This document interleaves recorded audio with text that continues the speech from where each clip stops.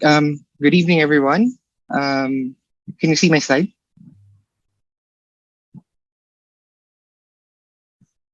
All right. Good evening again. I'm Dr. Gerald Abesamis.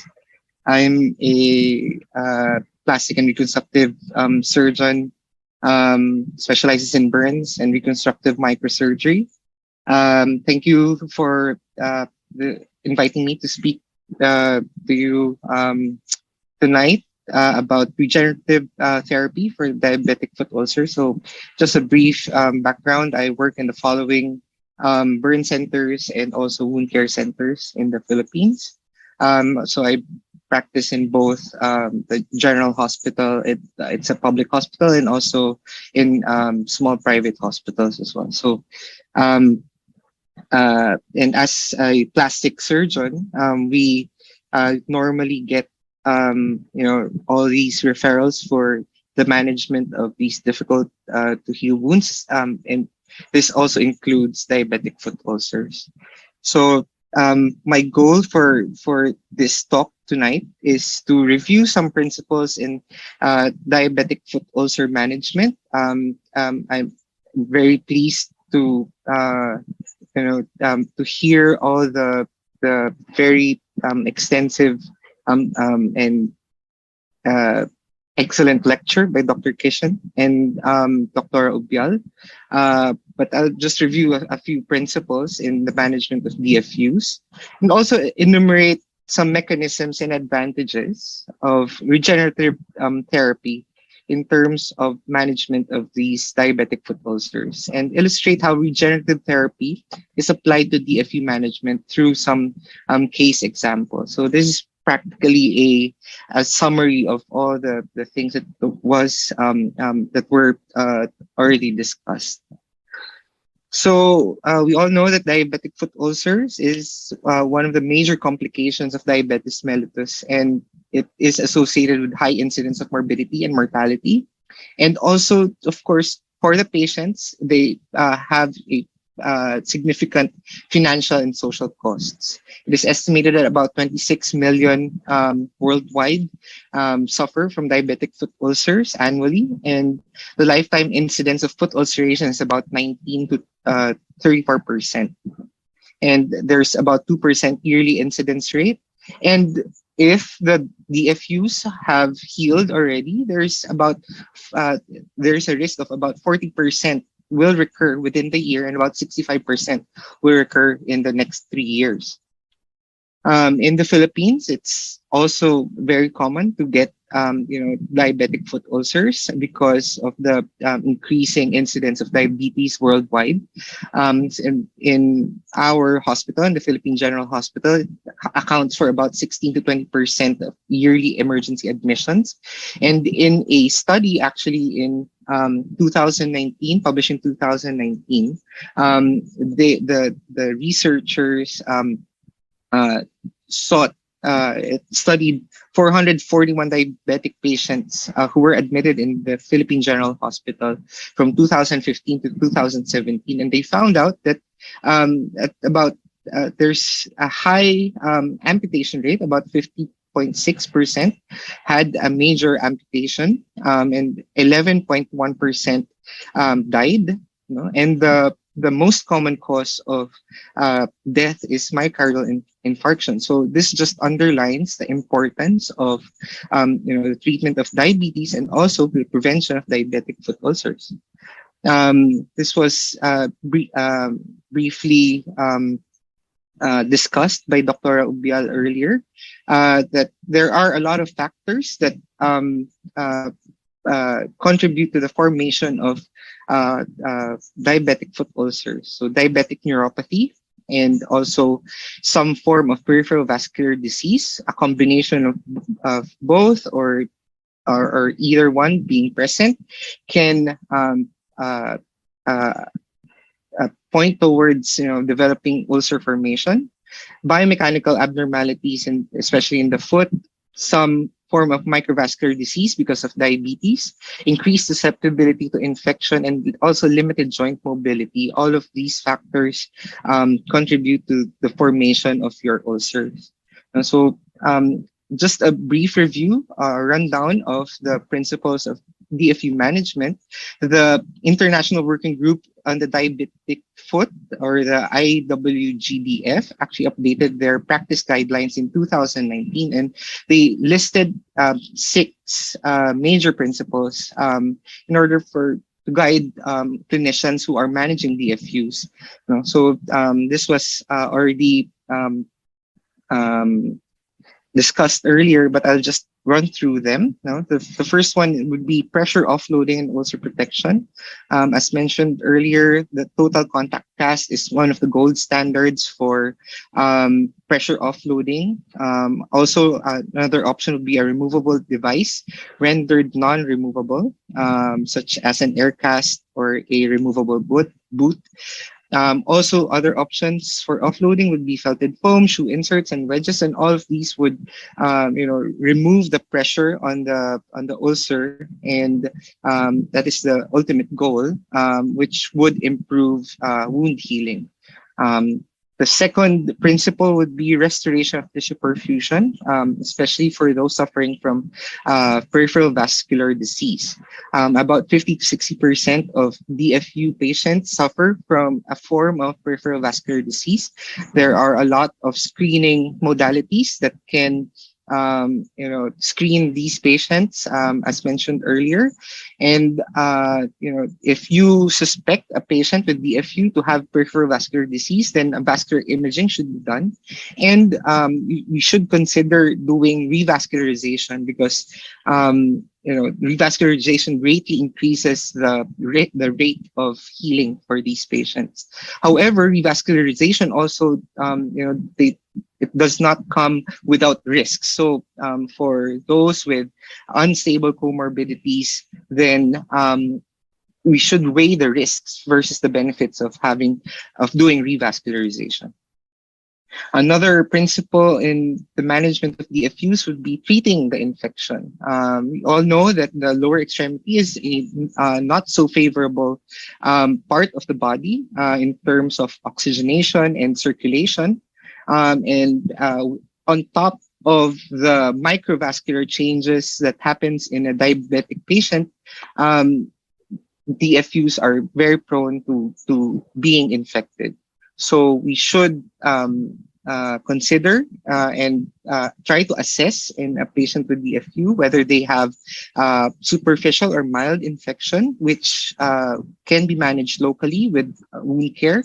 And also, if necessary, the patients can be started with an empiric oral antibiotic. And also, of course, if you need to send cultures and then try to taper your antibiotics in order for you to be more responsible in terms of your antibiotic therapy.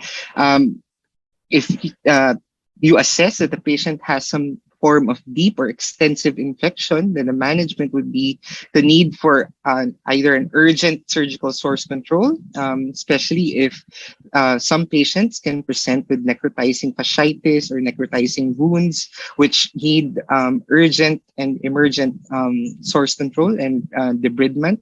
And of course, these patients would definitely need to be started on empiric IV therapy, IV antibiotic therapy, and cultures would then eventually guide you into what to a more specific antibiotic therapy. The fourth principle would be, again, as mentioned earlier, is metabolic control and treatment of comorbidities. The glycemic control should be optimized and it should be optimal. I think the more current guidelines now is not to advocate for a tight glycemic control, but more of an optimal glycemic control. As Dr. Kishan mentioned earlier, the goal is to at least be at the lowest possible HbA1c level at around less than at around 7 to 8 if they come from a very unstable diabetes, and then try to taper it down. And also, aside from diabetes, we should also try to manage other comorbidities such as edema, malnutrition, and of course, renal function of the patient. The fifth principle would be local ulcer care or local wound care. Patients should receive regular maintenance debridement and callus removal, appropriate dressings, as mentioned earlier, uh, following the time concept, in also managing, the exudates and the infection. And later on, I'll be mentioning one of the more another option in local ulcer care, uh, w- which is regenerative wound therapy. And the last principle at DFU management would be education for patients and relatives of the patient and family members. Instructions should be given to patients and family on appropriate foot ulcer self-care and monitoring whether they are developing or are prone to develop these ulcers. Enforce bed rest, elevate the leg, prevent ulcers on the other foot. So as mentioned earlier, in terms of local wound care, we'll just focus on this part of therapy in the diabetic foot ulcer. Um, Regenerative wound therapy, as also mentioned by Dr. Ubial earlier, is one of the other options in terms of treating diabetic foot ulcers. So MEBO, or moist exposed burn ointment, MEBO burn and wound ointment, it is a Chinese medicinal ointment, which has regenerative capacity, and it's based on a unique combination and formulation of natural substances and nutritional components. And uh, the how it works is it facilitates and promotes wound healing the natural way because it uses natural ingredients, and allows the body to remove all the necrotic tissues and allow itself to heal naturally without any, just by supporting the body's own own capacity to heal. Right. So a short history of MEBO, it was initially developed in China National Science and Technology Center in 1989. It contains the following. So it's based on sesame oil. It has beta-sitosterol, berberine, bicalin, and other small quantities of plant ingredients such as the following. So some of its active ingredients include the following. So it has golden thread rhizome, and its active component is berberine, and its activity is actually an antimicrobial. It also contains Chinese cork tree bark, and it has beta-sitosterol. So it's a plant derived sterol, or it's in a family of steroids. So it has an anti-inflammatory effect, and also it has a skullcap root, and the active component of it is bicalin, and it is an analgesic. So these are the three major components of MEBO, and these three components are actually integrated into a matrix that has the following structural components. So it has beeswax, which suspends all these active ingredients, into the ointment. The beeswax, and also it's based on sesame oil. So beeswax and sesame oil both provide barrier from external environment, prevents evaporation of moisture in the wound surface, therefore maintains a physiological moist environment. And the structure for the ointment itself is about 19 micrometer of frame structure. So the MEBO frame structure is depicted here on the image on the right. Right. So how does MEBO work? So MEBO works by when you apply it on top of the wound. Initially, Mebo was used as a burn ointment, so usually mostly used in partial thickness wounds, but also eventually was used in full thickness wounds as well. Um, so Mebo provides a physiological environment for the burn wound to prevent excessive water loss and ensure wound drainage. So when Mebo is applied on top of the wound, so it creates that Mebo layer on top of the wound, and all the active ingredients act on the wound surface. It prevents water from evaporation. When water usually evaporates in the normal skin, the Mebo tries to cover it when it's applied there. And what happens in the on the wound itself is this. So the Mebo layer here, the brown particles here on top is the Mebo layer, and this is the wound bed. So if you have necrotic tissue or necrotic skin here, so the Mebo actually traps all those necrotic tissue and non-viable tissue and creates that hydrolysis, and then there's enzymolysis, saponification, and esterification of all these necrotic tissue. And because these necrotic tissues have been already isolated by the Mebo ointment itself, then it's eventually removed by liquefaction. And then when you change the dressing, that's the time that you remove all these liquefied necrotic tissue away from the wound, and then you then reapply another layer of Mebo on top of the wound. Right. So some advantages of regenerative therapy in DFU management is, again, because Mebo is an ointment-based product, it maintains a physiologically moist environment. So how it does this is it decreases the water evaporation and protects the remnant epithelial cells.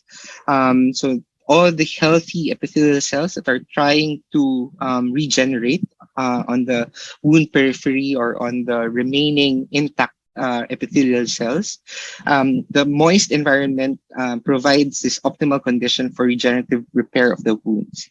It also promotes, again, as mentioned earlier, hydrolysis, enzymolysis, and saponification of all the necrotic tissues, and they liquefy, and then eventually it is expelled out when you change the dressing.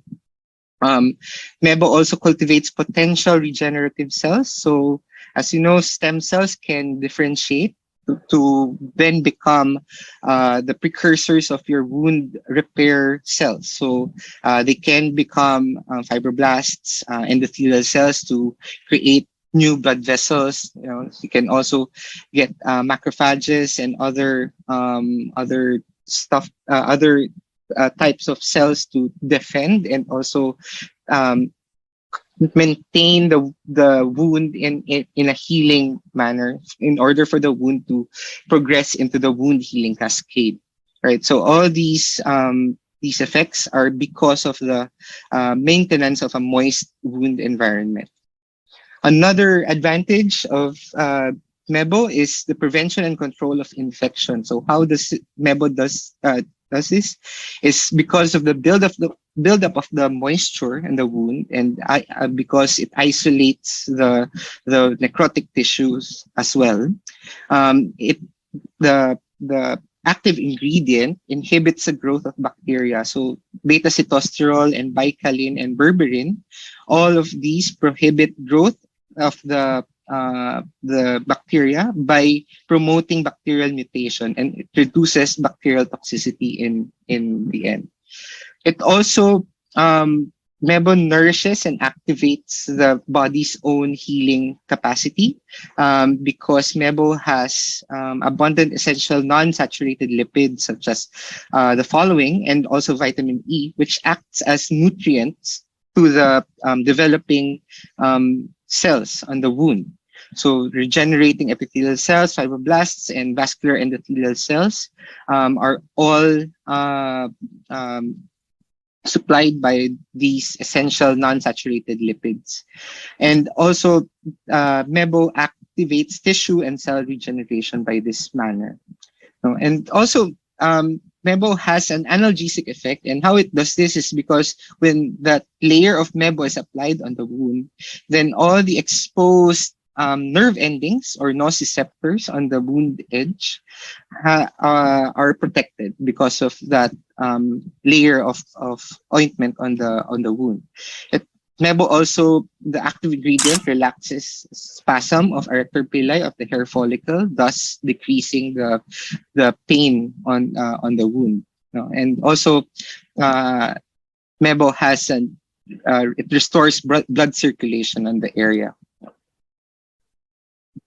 All right, so the effect of Mebo on burn wounds has been extensively studied already since the 1990s. So again, Mebo stands initially for moist exposed burn ointment, but now it has its own.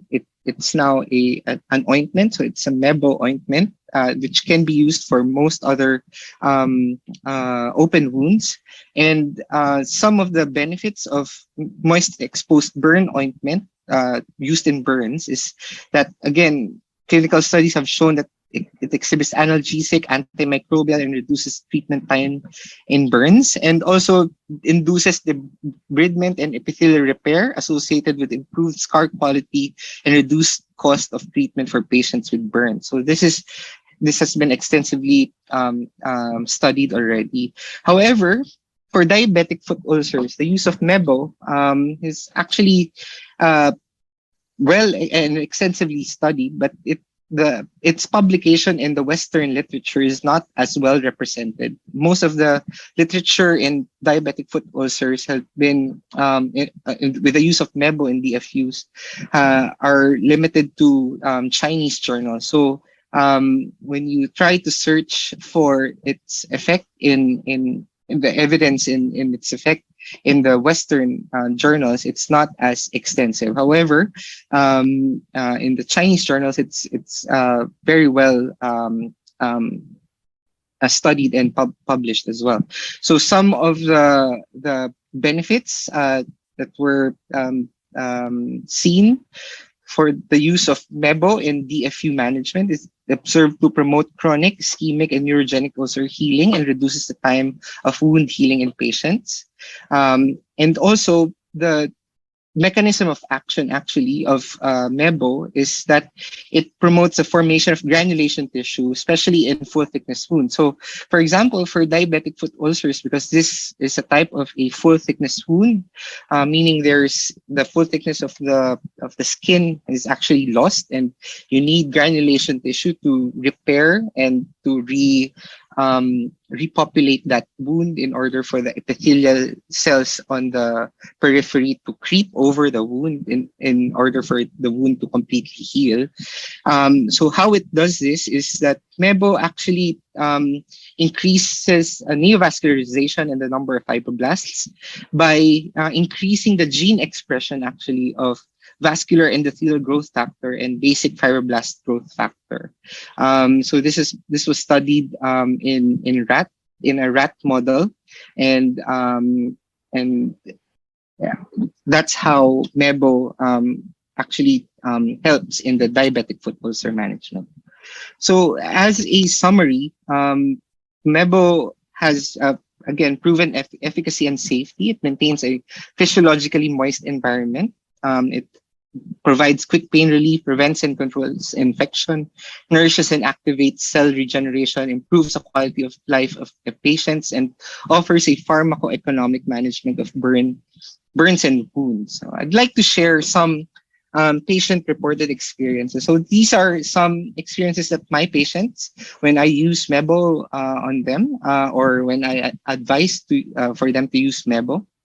And these are some of their experiences. And they say that when they use Mebo, it's very simple to apply. Patients can treat small or simple wounds themselves when we use moist exposed burn therapy. It's very easy to understand or explain to the patient or caregiver how it works. And when you try to say and explain that all you need to do is just maintain a moist environment and just maintain continually moist the wound with the ointment, then they definitely understand it clearly. Um, Mebo is a relatively inexpensive type of dressing because it requires very simple dressing materials such as gauze, a cotton layer, or wadding sheet, or bandages as well, just to secure the dressing. It's very easy to apply. It's not painful when you apply the ointment, and it's some patients actually confirm that it actually gives them relief. It removes or masks the smell of the wound because of the sesame oil structural component of Mebo. And also in the Philippines locally, it's available in leading pharmacies. It's very accessible for them to get this ointment. However, Mebo also has some disadvantages, but not a lot. There is a possibility of an allergy or sensitivity, especially to any of its plant components. Sesame, if the patient has allergy to sesame seeds, then of course this is a contraindication to the use of Mevo. However, in the vast majority of patients who've used Mevo, the allergy and sensitivity is relatively rare, and this is a risk for any product. No? So, and the most problems that have been reported in terms of adverse outcomes is local dermatitis, and if this happens on your patients, then definitely it is an indication to discontinue the therapy. Also, another disadvantage of mebotherapy is that, again, because you need to continually moist the wound and maintain the moist wound environment of the wound, the frequency of dressing changes is one of the main disadvantages of this. You need to change the dressing or at least reapply the ointment once to thrice daily, sometimes 4 times daily, just to continually moist the wound. The recommendation is about 8 to 24 hours for closed technique of Mebo technique, no? And every 4 to 6 hours for an open technique. You just need to continually moist the wound. And also, some patients actually associate the smell of the wound because it's based of sesame oil, and they associate the smell of Mebo to food. So this is just a minor disadvantage. So let me go through some case reports of how we can use Mebo on different diabetic foot ulcers. So this is one of my cases that I've managed with the use of Mebo ointment. So this is a 78-year-old female who has a controlled type 2 diabetes. Initially had a non-healing wound for about 3 months because she accidentally slipped and scratched the plantar aspect of her foot, eventually becoming a chronic wound, chronic diabetic foot ulcer. Then came to me. Initially, of course, what I did is to try to debride, at least locally, surgically and sharply debride all the necrotic tissues initially, and then I applied Mebo ointment. So in the second week of Mebo, this is the day 14. Again, I did another set of debridement, and I also tried to close the superior aspect of the wound. And then I still just advise the patient to continue the daily application of moist exposed burn ointment.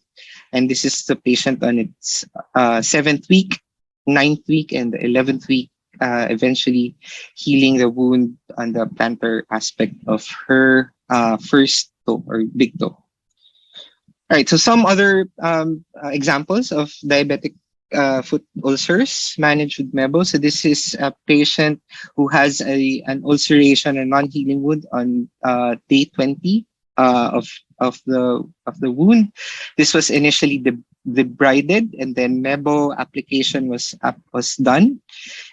This is 10 days after this you can see here some of the liquefied necrotic tissue still being the discharge from the mebo treatment. Then at day 40, day 50, and then at day 90, it's completely healed. This is another patient. I think this was one of the examples of Dr. Obiel earlier. So this is a 55-year-old male admitted into the hospital because of a diabetic foot ulcer on the right right foot, involving the fifth and fourth digit and the lateral aspect of the foot. Um, the of course, initial treatment would include still debridement, debridement of the wound, making sure that all the areas are healthy and there are no, um, still the goal is to remove all the necrotic tissues. So before starting the mebo treatment, then debridement should be one of the priorities, and also of course infection control and all the other treatments mentioned earlier. And then this is during the treatment, sutures were done to try to close the wound, and this is after healing. This is another example. This is an 86-year-old male with a 3-month history of a non-healing wound on the distal aspects of the toes. And this was after debridement. This was during the treatment where the mebo treatment was being applied daily. And this is how the dressings actually looks like. And then this is at 22 days post debridement, and this is at day 40 post debridement, showing complete epithelialization of the wounds. So mebo is actually very flexible. Can be combined with other wound closure techniques. So this one is from a journal, Chinese Journal of Burns and Ulcers, published in 2021, where mebo was used on a diabetic foot ulcer with micro skin graft. So what happened on this patient is that at day 15 after the initial debridement, so this was the initial debridement, at day 15 they put micro skin grafts onto the wound. So this was done through a skin graft harvest from the thigh, and the skin grafts were cut into small squares or small pieces of around 0.2 by 0.2 centimeters, or about 2 by 2 millimeters, and this was deposited over into the wound. And mebo was still continued on a daily basis. Mebo dressing was continued until this was on the 42nd day, where you can see most of the micro skin fragments surviving, on the 34th day, and then at the 42nd day, and then at the 61st day of treatment. So you can see how mebo can also help in terms of supporting the growth of microskin grafts. So how is mebo therapy done? Or so again, this is the principles of doing mebo therapy. We should remember that mebo therapy is not the same as, it's similar, but not the same as Western type of wound care, where again, in the Western type of wound care, you go through the time concept. For example, you go for tissue management, infection control, making sure that the wound is free from biofilm. So you use some antiseptics and antimicrobials on the wound to cleanse the wound.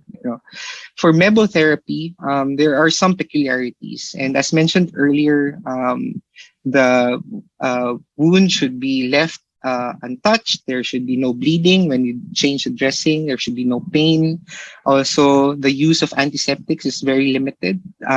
You can use saline soaked cotton balls to wipe the wound remove the liquefied necrosis on the wound bed and remove all the previous um, ointments. But again, try to avoid antiseptic. So that's the recommendation. So however, you know, before you do mebotherapy, again, debridement should be done if necessary. So again, it doesn't it's not recommended to start mebotherapy immediately. If you still have grossly infected wounds, if you still have grossly necrotic wounds that need surgical debridement. So sharp or surgical debridement is recommended prior to starting mebotherapy. Again, also, if you have no capacity or no access to sharp or surgical debridement, then Mebo can also aid in terms of autolytic debridement via liquefaction of all these necrotic tissues. Again, treating of the infection is of paramount importance. If the wound needs to be treated in terms of starting antibiotics or starting cleansing the wound first, applying antiseptics on the wound to ensure that the wound is clean, then this should be done. And of course, glycemic control as well is also recommended with the use of Mebo. However, how you actually do your Mebo therapy is by the use of following steps. So Mebo, if you think that the wound is already ready for mebotherapy, then you smear a layer of Mebo ointment to the wound about 1 millimeter thick, covered with Mebo gauze, and you change it once or twice a day. And during dressing change, or when you try to reapply the wound, only normal saline cotton balls can be used to wipe off the excess exudates and liquefied tissues and excess ointments. Use of antiseptics is not recommended unless these are the following exceptions: unless the wound is still severely contaminated, or if you are to do sharp surgical debridement. So if you're doing your sharp or surgical debridement, then of course antisepsis should be done. Then after you smear the wound with the initial layer of Mebo, you then cover the Mebo gauze, cover the wound with the Mebo impregnated gauze. So you get a piece of gauze and you impregnate it with Mebo ointment, and you apply it as an initial dressing. So you can see here in the schematic diagram here how the wound is actually layered. So this is the wound, this is the ointment, and this is the 1 to 2 layers of Mebo impregnated sterile gauze. And then on top of that, you then apply several layers of dry sterile gauze, and then you can apply a dry cotton dressing such as a wadding sheet or a cotton bandage on top. And then on top of it is to secure the whole dressing with soft elastic bandage without pressure. And also, of course, for diabetic foot ulcers, then pressure offloading should be administered or done. So that the pressure is removed from the ulcer. So again, in summary, we've reviewed some principles of DFU management, and it's still followed when performing regenerative therapy. So you still go through the steps of making sure that the tissue is viable. You do debridement if necessary, infection control, and metabolic or glycemic control is done. MEBT or Mebo offers a safe and effective treatment option for diabetic foot ulcer management, and it is also useful in chronic, deep, and infected diabetic foot ulcer wound treatment. So thank you very much.